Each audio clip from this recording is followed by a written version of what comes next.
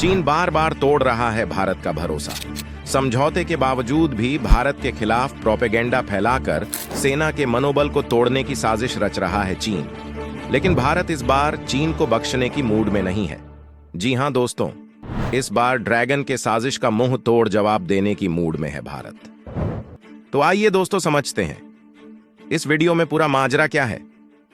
और हां दोस्तों, हमारे सेना के जवानों का मनोबल बढ़ाने के लिए वीडियो को एक लाइक जरूर करें और कमेंट बॉक्स में जय हिंद जरूर लिखें। दोस्तों, दरअसल पूर्वी लद्दाख में भारत चीन के बीच हुए खूनी संघर्ष को 4 साल पूरे हो रहे हैं, जबकि गलवान झड़प में सबसे बड़ा नुकसान भरोसे का हुआ है, जिसे 1962 में चीन के साथ युद्ध के बाद दोबारा हासिल करने में दशकों लग गए थे।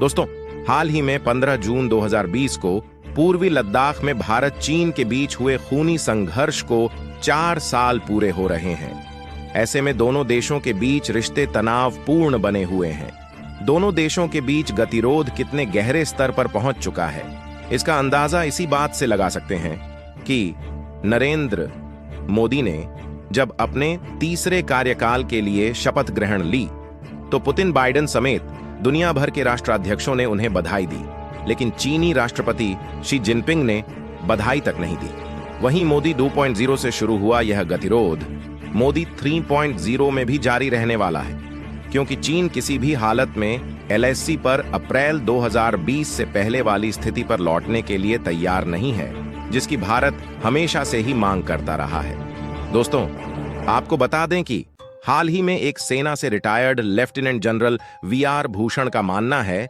कि गलवान झड़प में सबसे बड़ा नुकसान भरोसे का हुआ है, जिसे 1962 में चीन के साथ युद्ध के बाद दोबारा हासिल करने में दशकों लग गए थे। हालांकि डोकलाम में भी 73 दिनों के गतिरोध के बाद हालात सामान्य हो गए थे और संबंध पटरी पर आ गए थे, जबकि वहीं चीनी राष्ट्रपति शी जिनपिंग के भारत दौरे भी उसके बाद खूब हुए। लगा था कि अब दोनों देश मिलकर संबंध बहाली पर काम करेंगे और आर्थिक तौर पर मजबूत होंगे।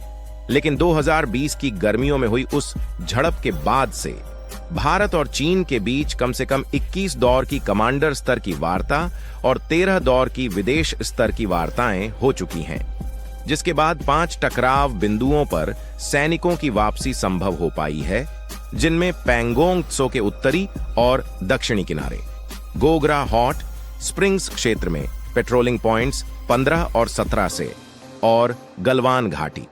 लेकिन 2 अहम जगहों को लेकर अभी भी गतिरोध बरकरार है। इनमें देपसांग प्लेन्स या देपसांग मैदानी क्षेत्र भी शामिल है, जिसके उत्तर में भारत का advanced landing ground ALG Daulat Beg Oldi DBO स्थित है। दोस्तों, इसके अलावा IPSPD नित्या की एक रिपोर्ट के मुताबिक देखा जाए तो भारत पूर्वी लद्दाख में 65 पेट्रोलिंग पॉइंट्स में से 26 गंवा चुका है। हालांकि हर वार्ता के बाद चीन के जो भी बयान आए वे झूठे ही साबित हुए, जिनमें वह दोनों देशों के बीच संबंध सामान्य बनाने की बात करता था। दोस्तों, आपको बता दें कि देश के विदेश मंत्री S जयशंकर के मुताबिक 1962 की जंग के बाद 1988 में तत्कालीन प्रधानमंत्री राजीव गांधी ने चीन की यात्रा की। इसका उद्देश्य स्पष्ट था कि चीन और भारत संबंधों को सामान्य बनाएंगे। यात्रा का उद्देश्य सीमा विवादों पर चर्चा करने के साथ साथ सीमा पर शांति बनाए रखना था। लेकिन 2020 में चीनियों ने इस समझौते को तोड़ दिया। जबकि भारत कोविड-19 लॉकडाउन में था, ऐसे समय पर चीन ने सीमा पर बड़ी संख्या में सेना तैनात कर दी, जिसके बाद भारत ने भी चीन की तैनाती का कड़ा जवाब दिया। पिछले 4 साल से सेनाएं गलवान में सामान्य बेस पोजीशन से आगे तैनात हैं। वहीं LAC पर यह तैनाती असामान्य है। दोस्तों, तनाव को देखते हुए भारतीय नागरिक के रूप में हमें देश की सुरक्षा की अनदेखी नहीं करनी चाहिए। चीन के साथ संघर्ष आर्थिक चुनौती भी है। जी हां दोस्तों, भारत चीन के बीच युद्ध का खतरा और बढ़ता जा रहा है। दोस्तों, हाल ही में royal United services institute RUSI ने एक रिपोर्ट जारी की थी, जिसमें कहा गया था कि पूर्वी लद्दाख में दूसरे भारत चीन युद्ध का खतरा मंडरा रहा है और उनका अनुमान है कि 2025 से 2030 के बीच कभी भी यह संघर्ष छिड़ सकता है। जबकि इंटरनेशनल पॉलिटिकल रिस्क एनालिटिक्स के संस्थापक और अध्यक्ष लेखक समीर टाटा के मुताबिक पूर्वी लद्दाख ही एकमात्र ऐसी जगह है जहां से चीन के काशगर पर हमला किया जा सकता है। यह चीन के पश्चिमी प्रांत शिनजियांग में स्थित महत्वपूर्ण ऊर्जा केंद्र है। चीन की ऊर्जा सुरक्षा का एक महत्वपूर्ण स्तंभ ईरान के तेल और गैस क्षेत्रों को काशगर से जोड़ने वाली योजनाबद्ध भूमि आधारित पाइपलाइन है, जो चीन पाकिस्तान आर्थिक गलियारे सीपीसी के माध्यम से पाकिस्तान से होकर गुजरती है। वहीं भारतीय सेना के पूर्व प्रमुख जनरल एमएम नरवणे ने भी एक साक्षात्कार में माना था कि पूर्वी लद्दाख और काराकोरम दर्रा चीन की दीर्घकालिक रणनीति का हिस्सा है, क्योंकि वे उनके सीपीसी प्रोजेक्ट के लिए महत्वपूर्ण हैं। लेकिन अगर चीनियों को लगता है कि हम सीपीसी या पाकिस्तान के कब्जे वाले कश्मीर या तिब्बत में उन्हें काटने की स्थिति में हैं, तो यह 1962 भारत और चीन के बीच पहले युद्ध का वर्ष के बाद से एक बड़ा बदलाव है।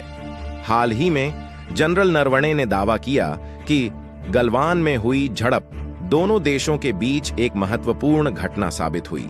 उन्होंने कहा कि गलवान में हुई झड़पों के साथ ही भारत ने अपनी झिझक छोड़ दी और अब भारत के नेतृत्व चीन के लिए इधर उधर के शब्दों का इस्तेमाल करने के बजाय उसका नाम लेकर उसका उल्लेख करते हैं। वह कहते हैं 2020 की संघर्ष के बाद पूर्वी लद्दाख में बड़े पैमाने पर सेना की तैनाती की गई, जबकि हम भी उतने ही मजबूत हैं।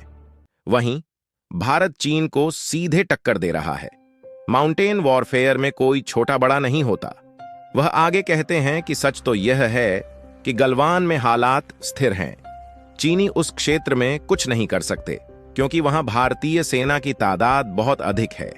न केवल थल सेना बल्कि वायु सेना को भी वहां डिप्लॉय किया गया है, जबकि वहां बहुत सारे सर्विलांस सिस्टम लगाए गए हैं। इसलिए वहां अब चीन भारत को पीछे धकेलने के बारे में सोच भी नहीं सकता। चीन ने शुरू की प्रोपेगेंडा वॉर। दरअसल दोस्तों, गलवान संघर्ष के बाद एक नई चीज देखने को मिली जो उससे पहले नहीं होती थी। अब चीन ने प्रोपेगेंडा वॉर शुरू कर दी है। यहां तक कि गलवान संघर्ष में मारे गए चीनी सैनिकों की मौत को लेकर भी झूठ बोला। सोशल मीडिया पर चीन ने यह नैरेटिव फैलाया कि इस संघर्ष में उसके केवल 5 सैनिक मारे गए, जबकि हकीकत में उसके 40 सैनिकों की मौत हुई थी।